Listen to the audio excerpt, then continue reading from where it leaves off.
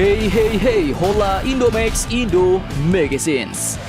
Oke, lanjut lagi dua kabar yang kini semakin menyala bosku. Jadi setelah kemarin Menhan Safri datang ke Pulau Morotai, salah satu pulau terluar dan strategis Indonesia, kini muncul lagi kabar bahwa Morotai bakal dijadikan kawasan pertahanan baru Indonesia, di mana katanya dermaga atau pangkalan kapal perang Indonesia akan dibangun di sana. Bahkan landasan udara mau diperbesar dan juga dibuat industri-industri maritim baru di Pulau Morotai, bos. Dan bukan kaleng-kaleng, katanya nanti akan ada 4 militer negara asing yang bakal diundang ke Pulau Morotai. Nah, lantas apa sajakah rencananya dan apa saja yang mau dibuat di Morotai? Setelah ini kita kupas, bosku. Kemudian nanti kabar kedua datang dari tetangga kesayangan kalian, yaitu siapa lagi kalau bukan jiran Malaysia yang kini tiba-tiba memuji salah satu program andalan kita Indonesia, bos. Yaitu mereka memuji program B35 kita yang katanya akan membantu menyelamatkan dunia dari bencana. Nah loh. Lantas mengapa mereka mengatakan seperti itu? Bagaimanakah pernyataan lengkapnya? Dan apakah rencana Malaysia dengan program B35 Indonesia ini? Penasaran beritanya? Cus, markilah. Mari kita telaah berita lengkapnya satu per satu, bosku. Oke, kabar pertama datang dari Morotai, bos. Yaitu sebuah pulau terluar strategis yang langsung menghadap ke laut lepas ke arah Filipina dan juga Samudra Pasifik. Jadi admin kutip dari Antara News, Kemenhan, Kementerian Pertahanan pun kini dikabarkan siap berkolaborasi dengan KKP, bos, yaitu Kementerian Kelautan dan Perikanan untuk membangun Morotai menjadi kawasan pertahanan sekaligus perikanan di Indonesia Timur pada tahun depan, tahun 2025.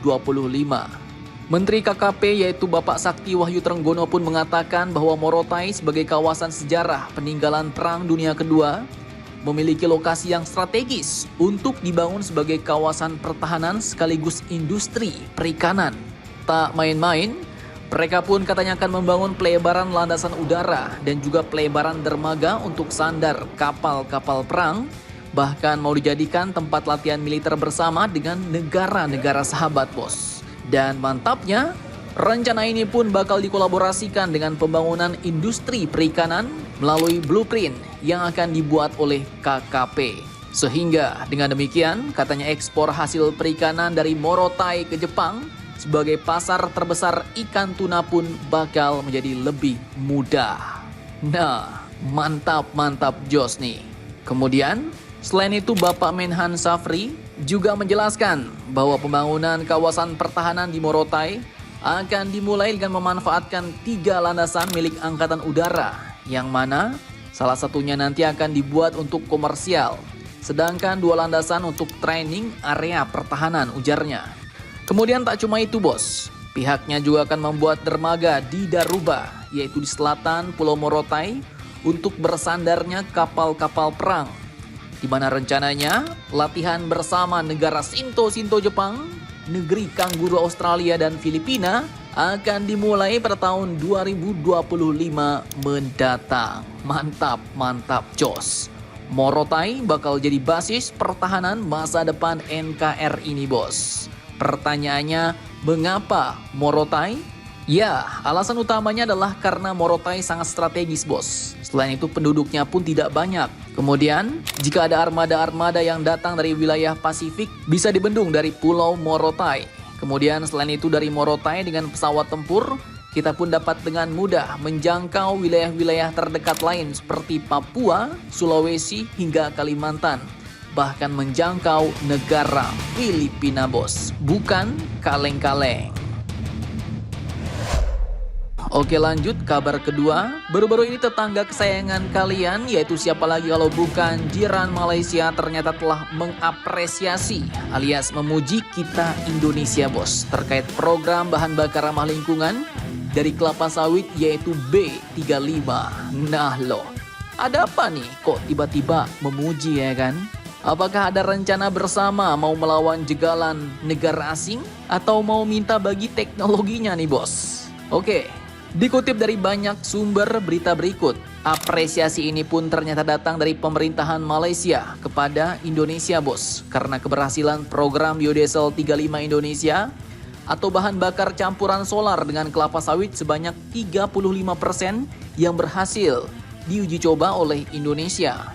Hal ini pun disampaikan dengan mantap oleh pemerintah Malaysia dalam Ministerial Meeting of Council of Palm Oil Producing Countries atau CPOPC ke-12, di mana pemerintah Malaysia menganggap program itu berhasil menghemat pengeluaran emisi karbon dari bahan bakar minyak yang selama ini memperburuk perubahan iklim dunia. Menteri Perdagangan dan Komoditi Malaysia yaitu Datuk Johari Abdul Ghani di Jakarta pada Jumat 29 November 2024 kemarin mengatakan bahwa karenanya penggunaan biodiesel ini pun mesti diterima oleh dunia melalui palm oil karena dia telah menekan banyak carbon emission, ujar beliau. Nah, mantap jos nih bos. Malaysia pun kini bahkan sampai meminta dunia menerima dan menggunakan bahan bakar sawit buatan Indonesia karena berhasil menekan banyak emisi karbon. Nah, pertanyaannya kini bos, lantas apakah rencana Malaysia dan Indonesia sebenarnya terkait produk kelapa sawit ini?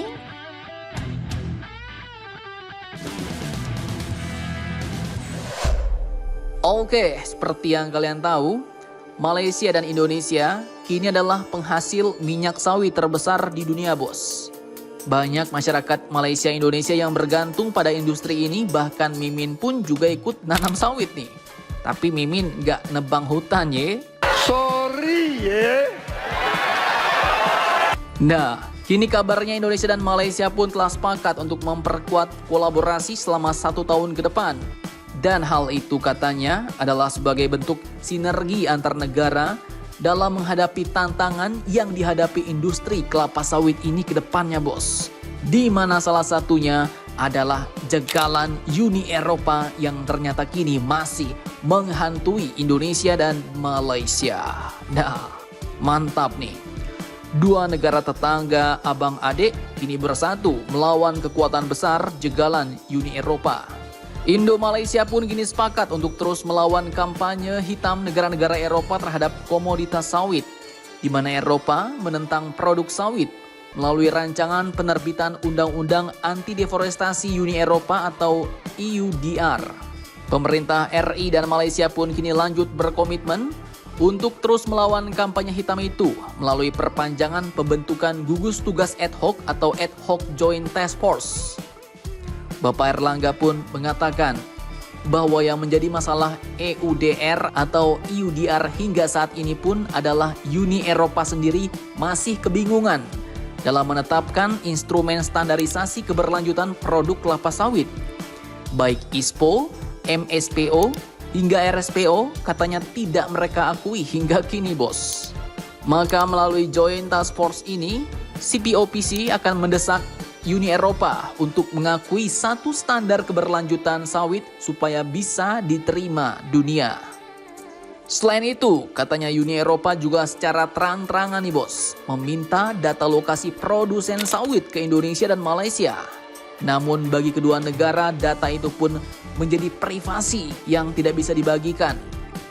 Adapun niat Uni Eropa untuk mendapat akses lokasi produsen sawit adalah untuk mengetahui lahan deforestasi dan degradasi hutan karena penanaman perkebunan kelapa sawit. Dan Indonesia Malaysia pun menolak pemberian data lokasi ini karena itu adalah privasi Indonesia. Malaysia bos, enak aja lo minta-minta data ya kan. Selain itu jika kita memberi data semua lokasi bisa saja nih bos, mereka membuat aturan-aturan baru yang bersifat menghambat pergerakan kelapa sawit Indonesia Malaysia. Nah, jadi bagaimana menurut kalian tentang hal ini? Jangan lupa komentar, tetaplah kalian barbar dan jangan santuy terus. Demi Indonesia tangguh, salam Indomax, Indo make it sense.